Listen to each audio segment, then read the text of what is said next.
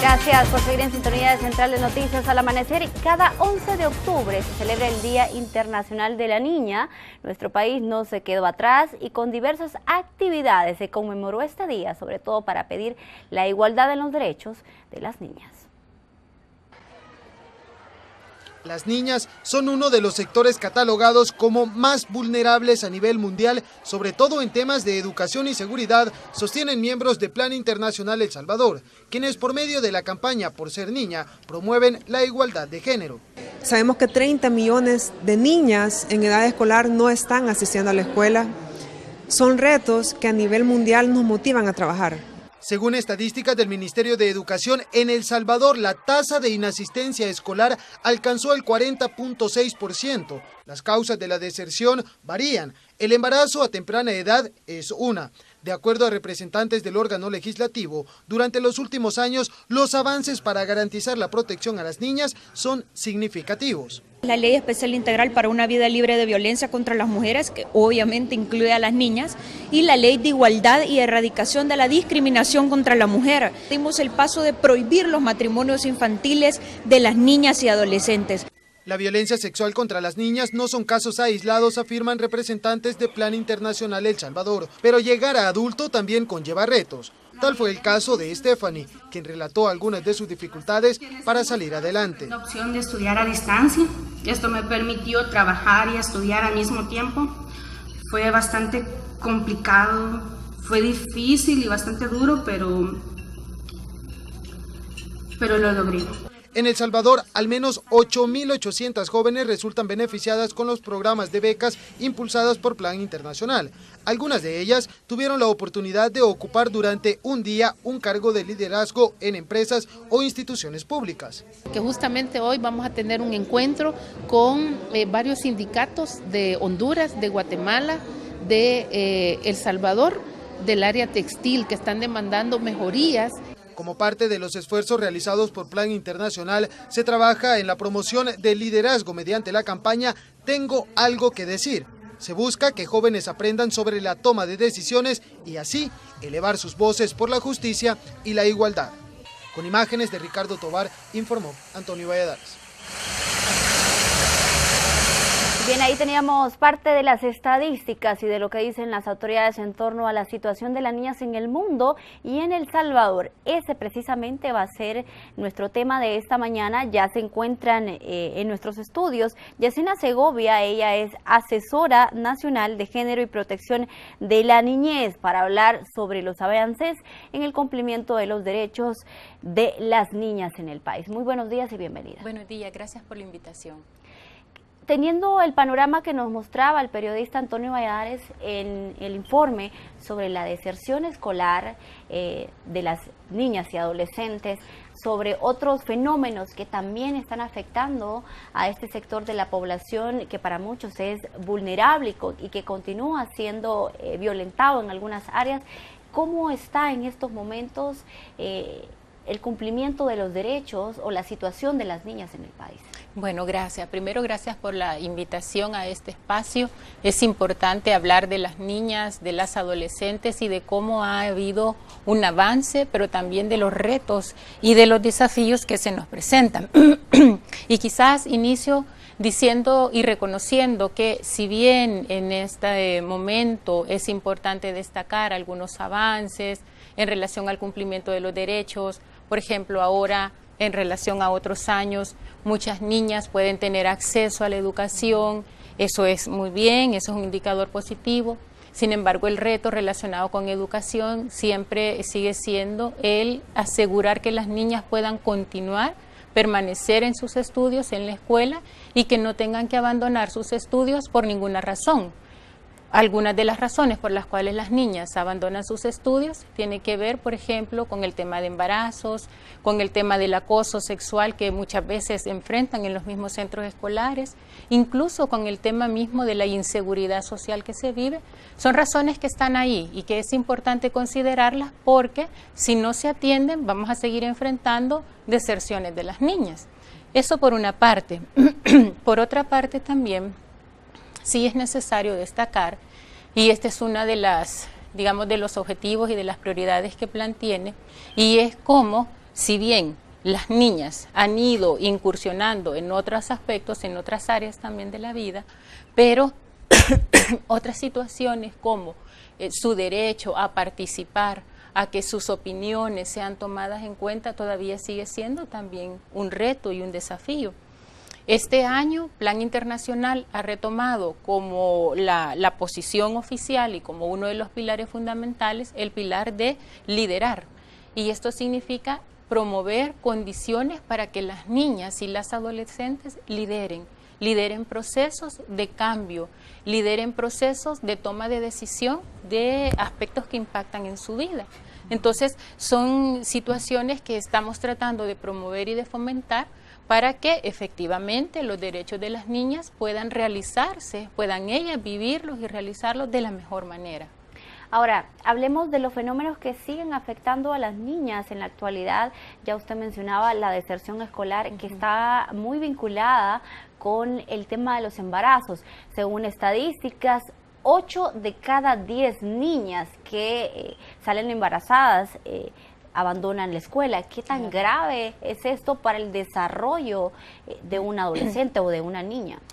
Es grave para el desarrollo de la niña, es grave para el desarrollo de la familia, de la comunidad y del país. Porque si una niña abandona la escuela, significa que abandona todo un proyecto de vida. Y por lo tanto, todas sus facultades, su desarrollo integral se ve truncado. Es grave porque si lo vemos en términos del futuro inmediato y lejano de la niña, vamos a identificar cómo entre menos nivel educativo tiene, las posibilidades de insertarse a un empleo digno, a un empleo de calidad, van a ser menos. Por lo tanto, también va a haber un impacto en ese sentido. Pero yo quisiera referirme también a lo que subyace o lo que está a la base de esos embarazos, así es. Y aquí quiero hacer referencia al tema del abuso sexual o de las violaciones a las que las niñas se ven expuestas.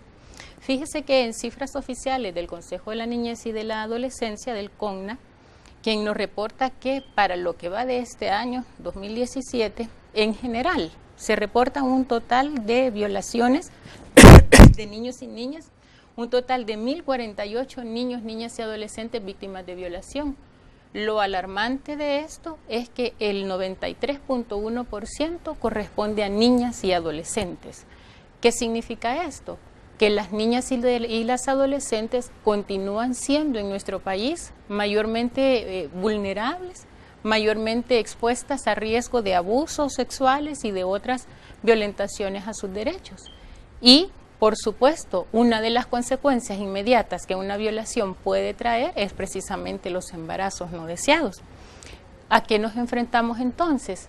A que es necesario que como sociedad, como país, como las instancias tomadoras de decisión también, garantes en este país, unamos esfuerzos para que delitos como las violaciones, como los delitos relacionados a la libertad sexual, puedan ser eliminados también de nuestro país, especialmente contra las niñas. Ahora, hemos visto al Ministerio de Salud y a las organizaciones en pro de los derechos de las niñas y de las adolescentes hablar de que de 2016, en comparación con 2017, el número de niñas y adolescentes en embarazo ha disminuido. Sí. Pero eso no quiere decir que las cifras que llevamos a la fecha no sean alarmantes. ¿Qué papel están jugando el Estado como tal y la familia, hablando de la protección de estas niñas y adolescentes para evitar embarazos, para evitar violaciones? Porque algunos sectores dicen que las niñas en el país continúan viéndose como objetos sexuales. Claro, claro. Esa es una de las razones que subyacen o que está a la base de estas realidades. Es la percepción que se tiene y más bien la idea que persiste en el imaginario colectivo de una sociedad altamente machista, de una sociedad que se mueve con base a patrones patriarcales, machistas eminentemente. Eso es lo que está en ese imaginario y lo que subyace a estas realidades. En relación a los avances, como decía al inicio, sí es importante destacar algunos esfuerzos interinstitucionales, muchas veces liderados por las instancias garantes, por ejemplo, en este caso, Ministerio de Salud, que lidera algunos espacios interinstitucionales, mesas o alianzas, en donde uno de los temas centrales que se aborda es precisamente la prevención y atención de los embarazos en adolescentes. Ese es un avance porque tienes allí la articulación de distintas posiciones, de distintas expertices que contribuyen a que el tema sea abordado de manera integral. Igual podríamos hablar de otros espacios relacionados a la protección de la niñez. Bueno, la existencia del Sistema Nacional de Niñez, de Protección de la Niñez y de la Adolescencia es uno de los avances también destacables.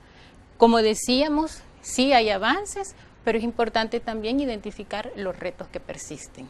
Ahora, dentro de los avances también ustedes destacan, o por lo menos los sectores que defienden los derechos de las niñas, hemos visto el hecho de que se haya prohibido por ley las uniones tempranas. Eso es uno de los principales avances en el tema de que muchas de las niñas que resultaban embarazadas se casaban con sus mismos agresores. Claro. Qué bueno que usted menciona el tema. Ese es otro de los avances recientes que se ha tenido hace poco, en agosto de este año, es en el que la Asamblea Legislativa, por unanimidad, todos los diputados y diputadas, votaron a favor de la modificación y derogación de algunos artículos y de algunos incisos del Código de Familia que permitían, hasta agosto de este año, y legalizaban el matrimonio de una niña, un niño con una persona mayor de edad. A partir de esa fecha, de agosto en adelante, en el país quedan prohibidos los matrimonios infantiles y forzados. Ese es un gran avance. Claro, está pendiente también el tema de las uniones forzadas, porque hay muchas niñas que no están casadas, pero están en uniones forzadas con hombres adultos, que les doblan o triplican la edad. Ese es un avance y es importante destacarlo, pero en términos de la cultura, en términos, insisto, del imaginario social, ahí tenemos el reto, porque todavía en las comunidades, en nuestro país, todavía persiste la idea tan arraigada que es natural y que es normal el que una niña, si ya salió embarazada o aunque no haya salido embarazada, pero que ha sido víctima de abuso sexual y este hombre, el violentador, quiere acompañarse con ella para resarcir ese daño, todavía en muchos imaginarios, todavía eso es visto como algo correcto, como algo que está bien. Entonces, el reto es impactar en esos patrones culturales, impactar en esos pensamientos arraigados para ir deconstruyendo esa realidad e ir promoviendo entornos protectores para las niñas y las adolescentes. ¿Siguen siendo los principales violadores de los derechos de las niñas y las adolescentes personas cercanas a su entorno, a su núcleo familiar? Sí, efectivamente, y lamentablemente es así. Muchas veces las niñas y las adolescentes encuentran en su casa al abusador, en la comunidad o a veces en los centros escolares también, el docente, el director, quienes son los perpetradores de los abusos contra las niñas. Quiere decir entonces que, de nuevo, si pensábamos que la familia o todas las familias son los entornos más seguros para la niñez y la adolescencia, no siempre es así. Lamentablemente hay familias que vulneran los derechos de las niñas al interior de su seno familiar. Y eso también es necesario colocarlo sobre la mesa porque no siempre podemos esperar que sea el Estado, que sea el gobierno, que sea el ente rector quien resuelva la vida de las familias. Las familias tienen un rol importante, ya que deben de ser las primeras instancias en asegurar la protección integral de los niños, niñas y adolescentes, en particular de las niñas. Esto pasa también, por supuesto, esto no le quita responsabilidad al ente rector en seguir haciendo esfuerzos por fortalecer a las familias. Yo aquí quiero aprovechar para destacar algunos de los programas que Plan Internacional realiza. Estamos ahorita trabajando fuertemente y ya próximamente lo vamos a validar y a socializar con otros sectores, un modelo de familias protectoras. Le estamos llamando de esta manera porque lo que estamos buscando es que con este modelo las familias se fortalezcan en habilidades para la protección de la niñez, con énfasis en las niñas. Esto pasa por capacitar a las familias, reeducarlas en derechos de la niñez, en protección de la niñez, en identificación de los riesgos principales que la niñez enfrenta. Y la apuesta es que este modelo de familias protectoras pueda ser reconocido como parte del Sistema Nacional de Protección de la Niñez y de la Adolescencia. Entonces, sí hay alternativas, sí hay propuestas también que pueden ser viables para fortalecer a las familias para el cuidado y la protección de la niñez. Y específicamente sobre ese modelo de protección de familia vamos a continuar hablando cuando regresemos de la pausa, porque tenemos algunos compromisos que cumplir. Ya regresamos y continuamos con esta entrevista de esta mañana.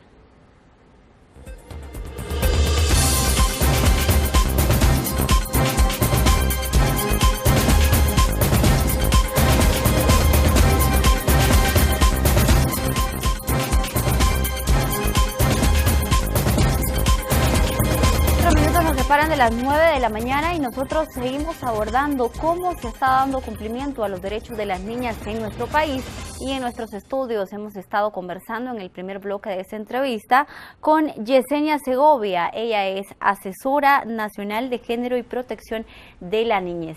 Antes de irnos a la pausa, Yesenia, usted hablaba sobre un plan que tienen para implementar de alguna manera capacitar a las familias, un modelo de familia protectora que ustedes lo han denominado así. ¿Qué contempla este plan y qué comunidades específicamente o qué sectores estarían priorizados según ustedes han estimado o han hecho las evaluaciones respectivas de aquellas zonas más donde las familias son más vulnerables? Sí, primero lo que contempla es un modelo que está separado por módulos.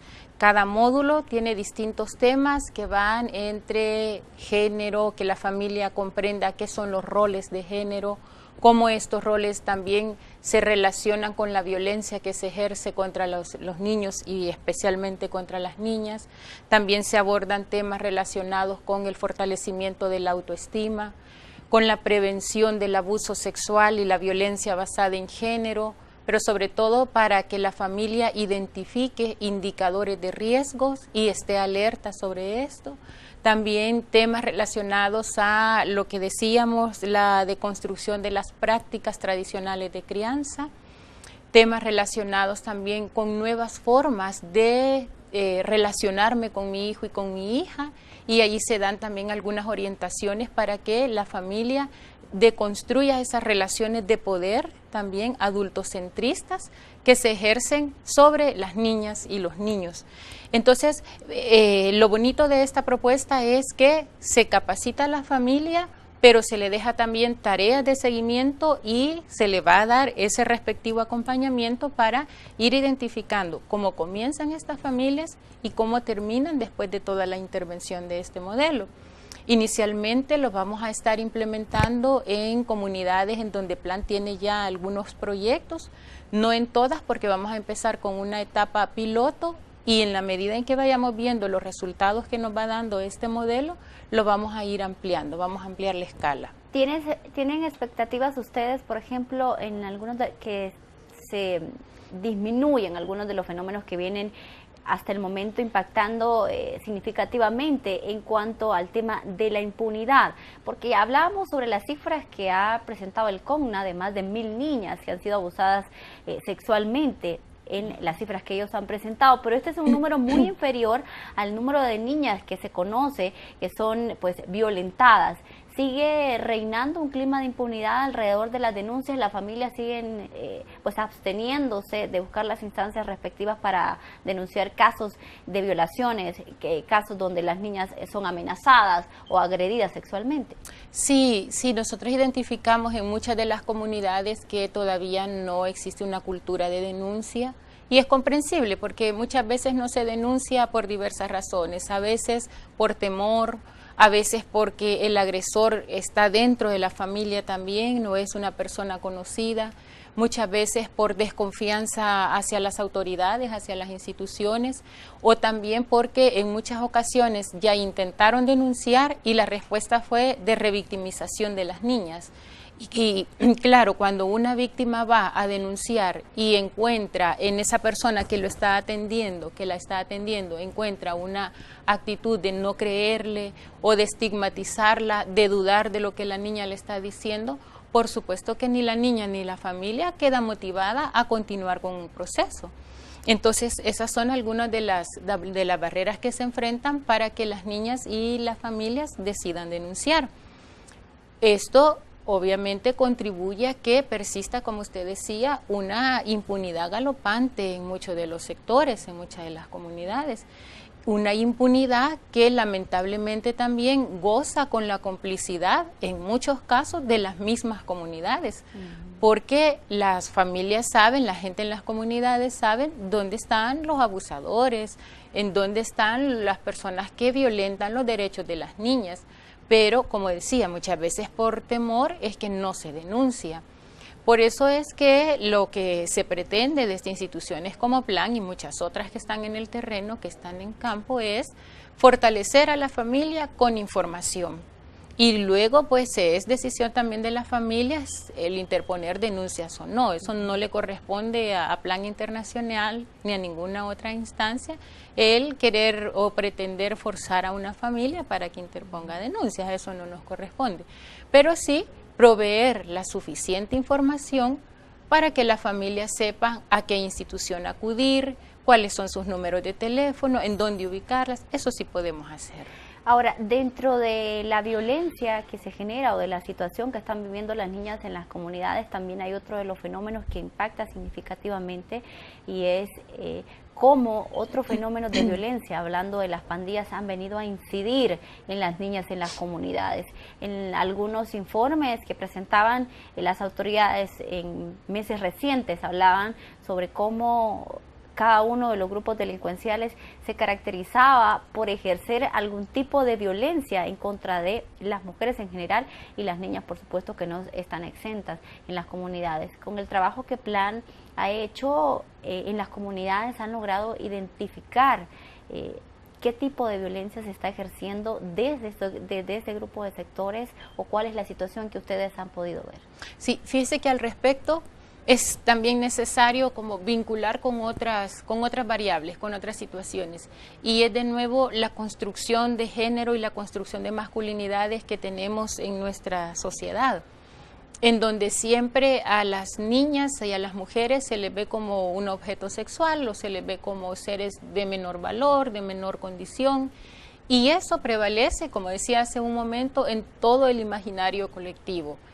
Pero por otro lado también las masculinidades que el modelo patriarcal promueve son masculinidades basadas en violencia, basadas en el ejercicio del poder, en el ejercicio del dominio de una persona sobre otra.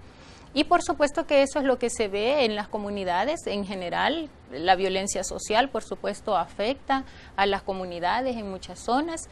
Eso lo saben las instituciones, lo saben las comunidades y, como se dice, y lo que Plan siempre dice es trabajar primero por la prevención. Es necesario fortalecer todo programa, todo proyecto orientado a prevenir cualquier tipo de violencia. La violencia de género, la violencia sexual, la violencia social.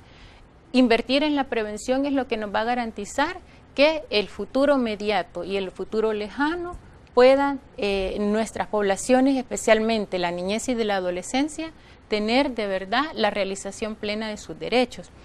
Como le decía, por supuesto que en las comunidades se conocen de algunas situaciones de vulneración vinculadas con este tema y bueno, el rol de las familias es alertar a las comunidades respectivas, a las instituciones respectivas, para que sean las instituciones garantes quienes asuman su rol y hagan pues las investigaciones que requiera según el caso. Ahora, ¿qué proyectos está desarrollando Plan en las comunidades, ya sea para prevenir violencia sexual, violencia de género o social, para de alguna manera aislar de ese entorno de violencia que se vive, ya sea en las zonas urbanas o rurales, porque ahora ninguno de los dos de las dos zonas está exenta a las jóvenes y a las niñas. Sí, Plan Internacional implementa diversos proyectos atendiendo distintas áreas, desde área de empleabilidad, generando condiciones para que jóvenes se capaciten y tengan opciones para poder iniciar un emprendimiento económico o buscar un empleo, pero también otros programas o proyectos que abordan a la niñez desde la primera infancia, porque esa es una etapa de la vida que es clave para lo que será después la persona como tal. Entonces hay proyectos y programas también que abordan esta área, programas y proyectos que abordan el área de derechos sexuales y derechos reproductivos para la prevención de los embarazos, el área de gestión de riesgo a desastres en donde se vincula la protección de la niñez en situaciones de emergencia y el área de género y protección de la niñez desde donde implementamos distintos proyectos y quiero referirme rápidamente a dos proyectos. Uno de ellos es el proyecto de las campeonas y campeones del cambio, que consiste en capacitar con distintos temas también durante un año aproximadamente a niñas, adolescentes y también a niños, pero el énfasis son las niñas y las adolescentes, en igualdad de género, en la deconstrucción de modelos tradicionales, en la prevención de la violencia de género y en otros temas vinculados a esta realidad.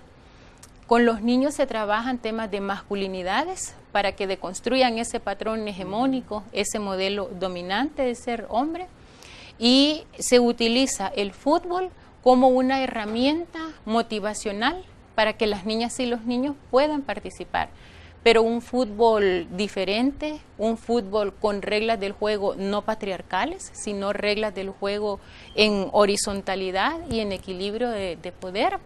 Ese es un proyecto que nos está dando buenos resultados y el otro proyecto está relacionado con la estrategia de mecanismos comunitarios de protección de la niñez. Esta es una iniciativa que lo que busca es promover en las comunidades la organización comunitaria, valga la redundancia, en donde el énfasis y el foco central sea prevenir la violencia sexual contra las niñas. Ya para ir finalizando, con la realidad que tenemos en estos momentos y con todos los fenómenos que están afectando al sector en niños, niñez y adolescencia, ¿qué nos hace falta para desconstruir pues esa brecha de desigualdad de género que hay y por supuesto para garantizar los derechos de las niñas y adolescentes en nuestro país? Sí, voy a referirme rápidamente a 3 retos o desafíos que están ahí pendientes. Por un lado, seguir haciendo esfuerzos enfocados en impactar en la cultura, en deconstruir esta cultura patriarcal adultocentrista que tenemos con acciones concretas. Segundo es también el tema de la inversión en la niñez, con énfasis en la inversión en las niñas. Nuestro país, nuestros tomadores y tomadoras de decisión deben de tomar conciencia que si no se invierte en la niñez ahora, vamos a estar lamentando situaciones graves en un futuro. Por lo tanto, tendría que estar colocado en la agenda también. Entonces, la inversión es el segundo reto y el tercer reto es tomar conciencia como familias, como sociedad, como instituciones, que la protección de las niñas, el garantizar y promover sus derechos, no le corresponde únicamente al ente rector, sino que nos corresponde a todas las instituciones, nos corresponde a toda la sociedad, a todo el país, porque las niñas son personas a las cuales también debemos de promoverle entornos seguros y amigables para su desarrollo integral. Y al final que cada uno haga lo que le compete, ¿no? Desde la familia y por supuesto el Estado en general, las instituciones respectivas, garantes de los derechos de las niñas y las adolescentes. Así es. Gracias por su presencia al set de Central de Noticias. Gracias a usted. Gracias. Nosotros, mientras tanto, continuamos con más información y vamos a hablar de la obesidad. ¿Cuál es la situación en el mundo y qué acciones están tomando algunos países para reducirla, como por ejemplo Gran Bretaña?